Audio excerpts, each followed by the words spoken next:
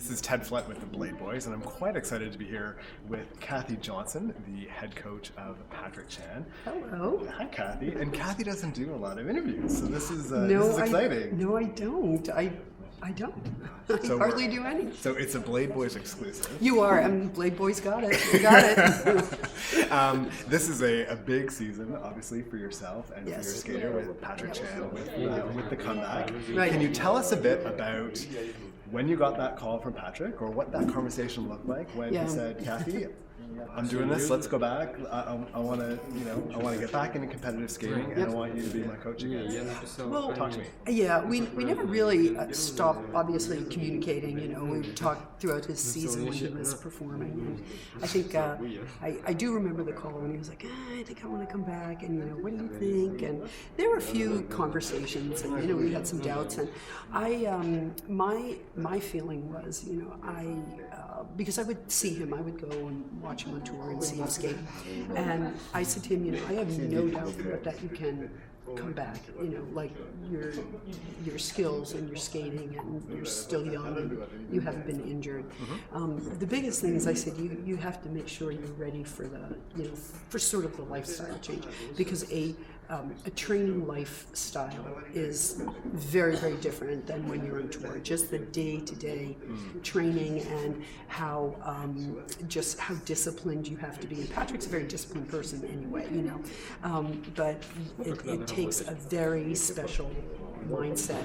And sometimes when you're out of that, like the reason I think for a lot of people comebacks don't really work is that they get a little bit back into the disciplined training life, and they're like, whoa, wait a minute, this is, but that was mainly the conversation. It's like, if you're ready to come back and be disciplined in everything you eat, all of your training, and all of your off ice, and just organize your life that way, and I have no doubt that you can do it. So he was ready, and he was ready. He said he missed the training life. That was one of the things. He missed it? Yeah, he did. Okay. It was really in his blood, or his bones. Yeah, it was. He said he missed sort of that, that regiment of training. So, He said today in some, or this week rather, in interviews that he seems to be doing or coming back and training on his terms. So there's talk of another quad. He doesn't think he needs it. He's quite adamant that he's only going to do one program run through a day, because that's most typical of the competition. As the coach of a skater who's a little more vocal and a little more maybe stubborn about, this is how I'm going to do it, and he knows it. Where do you fit into that? How does that I kind feel? of gently coerce him over to my side. Okay. We argue about it. I mean, we definitely, I have my opinion about how things should be done, and he has his opinion about how something should be done. But, that's the part of negotiation. And sometimes you have to, with a skater on this level, sometimes you have to plant the seed to say, listen, I think, you have good quad sow. I think we need to look at training that and putting it in a program. And, at first when you do that, especially when on a comeback year, when they're already trying to put, he's trying to put his 2 quad toes in and he's putting his triple axel back, I think it's like, okay, whoa. Let me get through this, and we'll think about that. And, and definitely, I had mentioned about putting a second, I think he needs a second triple axel, and now he's sort of come around to say, yeah, I think, that'll be the plan for Worlds, and because his axle is so solid now. I mean, it's one of his favorite jumps, and we've changed up the technique on it quite a bit, and so I think you have to listen to your skater as well, but you then have to find ways to just gently over time coerce them into doing what you want them to do. So let's talk about the triple axel. Somehow it became, I don't know if it really was, but it was known as a difficult jump for him that sort of got away from him in the last couple seasons. Maybe most particularly, in the run-up towards the Sochi Games, it was all the talk about, the axle is a big problem jump. Was it really ever, and what has changed since then? Well, I think it was. I think it was. I mean, there were some things that kind of. Technically, he didn't have under control, and I think the problem is that he had for a long time. Like I'm talking about like from when he first, learned his triple axel, and you work with different people, and everybody tweaks things a certain way, and then sometimes you get a little confused. Body gets a little confused, not knowing exactly where to go and what to do, and you're trying to put a whole bunch of different things in there, and listen to kind of everybody's voice, and on a difficult jump like the axle, I think for Patrick it just got a little confusing in his body to really to settle in, because in jumping particularly, I mean, you just have to reinforce its pattern and its timing. It's like how you set it up on the ice, and it's the timing of how you go in. And when those things change, then the jump changes. So it's been it was really good for him actually in a year off that he didn't do any triple axels. So when he came back, it was like, okay, physically, these are the things you need to do, and we work a lot on things like balance and transference of weight, like basic things that all movement has to incorporate. I mean, you have to have balance. Everything starts with balance. And skating, it's funny because you have a little bit of momentum, and so you can be slightly off balance, and you're not going to fall on your face. Sure. But when things get difficult, if you don't have that centering or know where your weight is over your the leg or the legs you're standing on, then you're going to be off. By the time you get up in the jump, like what you've set up before you go up is you're going to be off. So sometimes you have a little bit of leeway in adjusting in the air. Sure. So we changed a lot of like just his technique before he gets airborne, and really setting up pattern, timing, how he has to step, where his weight needs to be, and so you can actually see the significant difference in that when he jumps. So it was kind of good. He had a year off from actually doing his triple axels, and could kind of kind of clear it out of his mind and body, and start kind of back with basics with it. So. Okay, and you mentioned quad salchow. So this is something that is in Patrick's repertoire. Do you think that it's something that you might be able to coerce him to put it into the program? Well, as you probably know, Yuzuru Hanyu now has 3 quads. Javier Fernandez has 3 quads. These are the guys that Patrick is going to need to face. I honestly think that I don't think he really needs it.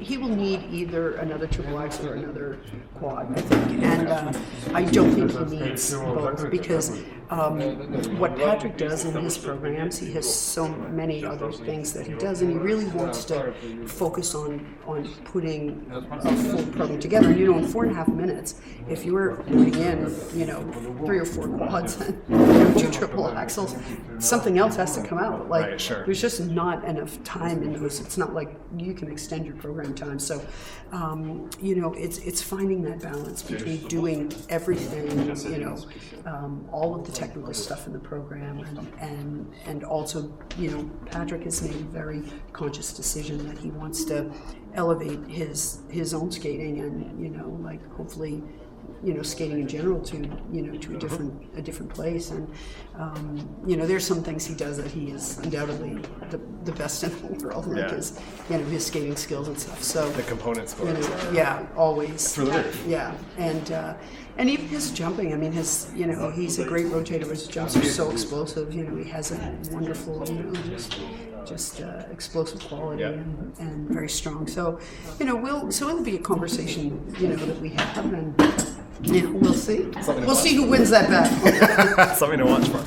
Can you talk about the programs this year? So, Mac is back for the short program, and then Chopin for Salon. Right. What was your level of input into the music selection for those programs? What are your thoughts around the inspiration? Well, actually, David Wilson, who's Patrick's choreographer, was really a genius. I mean, the guy's amazing, and love him. His work is incredible, and he and Patrick have, all 3 of us, we work pretty closely together on putting the programs together, and he's been just, they work together so well, and, after a few years you start to get to know know somebody's body. And so I actually found the Magna Knife song, the Bobby Darin version, and then I gave it to, I gave it to Patrick to listen to. And he really, he loved it, and then gave it to David Wilson. And David preferred the Michael Bublé version. He was like, I'm not so sure about the Bobby Darin version. Love it, but he thought the Bublé version was a little more contemporary, and so I loved it. Patrick loved it. So so that's what we were kind of looking for. A program that was like kind of a segue between his show life and back to competition. And then the Chopin was music we had picked. We knew we wanted to do some Chopin, and David had picked some, pieces, and we just listened and said that's it. And we loved those those cuts. Right. Yeah, and Patrick loved it. I mean, it always at the end of the day is Patrick's decision, because he's got to skate to the music, and so no matter what we pick, if he doesn't love it, then it gets bounced. So it is really his choice. How does it feel for you to be back in competition? So a year off, and sort of away from at least being at the boards, right? With because last year I did do quite a bit of work with other skaters. I mean, I was still coaching all throughout the year. So and ice dance team that went to Worlds, and Canadian ice dance team actually that Weaver and Pogier that work out of DSC. So I did a lot of work with them last year. I did work with them. So I wasn't really out of coaching, but I had stepped away from sort of being at the big events. Right. That was nice for a little bit of time, but it's nice to be back. You seem to have a very different sort of vibe or feel at the board. So some coaches are very severe and stoic, and you're a nodder, you're a smiler. You seem to be giving Patrick a lot of positive reinforcement at the boards. Is that just who you are? Is that something that he needs on the ice to get that confirmation or affirmation from you? I think it's kind of just who I am. I mean, I just think that bringing always just sort of a positive spirit to things helps. I think when even when you have to make corrections, and even when you have to put your foot down sometimes, and even when you have to, bring him the bad news, I think if you do it in a positive way, I think it always reinforces the work, and it builds, a lot of trust. And there's enough, negativity surrounding all of this, and there's enough, these kids beat themselves up enough. They don't need their coaches to do it. And I think you have to know your skater. I think you have to know your athlete and know what they, how they do their best work. And I think really keeping things calm and positive, in our situation just, gets sort of the best work. So. Sure. Figure skating fans can be big critics. Yes. We can all be big critics of, not just how a skater skates or what, music they pick or what costumes they're wearing, but we can be critical of, television commentators, coaches, and so forth. Right. Criticism that that we've seen online that Patrick should be picking a coach with a more technically known background than yourself. How do you respond to that criticism, and does it bother you? Does it faze you in any way? It doesn't bother me. Honestly, I don't read online stuff, so I would never have known all that chatter. I'm crushed. I'm sorry. You don't follow us. Maybe I should follow you. No, but I don't usually, I really don't read it. I couldn't tell you what the comments online were. I only know it, if people are if I hear it from someone, oh man, you were blasted about this or something. It doesn't really bother me. I mean, the thing that would bother me is if I didn't get, if the skaters I worked with felt that way, or the federation I worked with felt that way. But I don't, I don't do what other people do, and